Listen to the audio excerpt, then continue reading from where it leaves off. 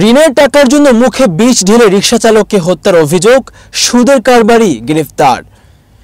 ঋণের বোঝা আর সুদের চাপ সহ্য করতে না পেরে গ্রাম ছেড়ে শহরে রিকশা চালাতেন ফজলুর রহমান। ইচ্ছা থাকলেও আর বাড়িতে ফেরা হয়নি, তবে অবশেষে তিনি লাশ হয়ে ফিরেছেন নিজ গ্রামে। গত বৃহস্পতিবার রাতে তাকে হাত পা বাঁধা অবস্থায় উদ্ধার করা হয়। এর আগে তার মুখে ঢালা হয়েছিল ঘাস মারার বিষ। পরে রাজশাহী মেডিকেল কলেজ হাসপাতালে নেওয়া হলে চিকিৎসাধীন অবস্থায় পরদিন গত শুক্রবার মারা যান তিনি। এক ভিডিওতে তিনি অভিযুক্ত ব্যক্তির নাম বলে গেছেন। এই ঘটনায় করা মামলায় ওই ব্যক্তিকে গ্রেফতার করেছে পুলিশ। ফজলুর রহমান রাজশাহীর মোহনপুর উপজেলার ঘাসিগ্রাম ইউনিয়নের বেলনা গ্রামের বাসিন্দা।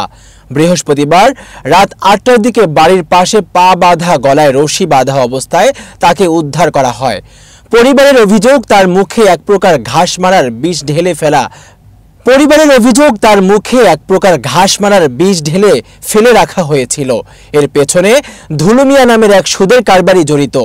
ধুলু মিয়াকে অভিযুক্ত করে শনিবার রাতে মোহনপুর থানায় একটি হত্যা মামলা করেছেন ফজলুরের স্ত্রী আঞ্জু আরা বিবি। ওই রাতেই ধুলুকে গ্রেফতার করা হয়।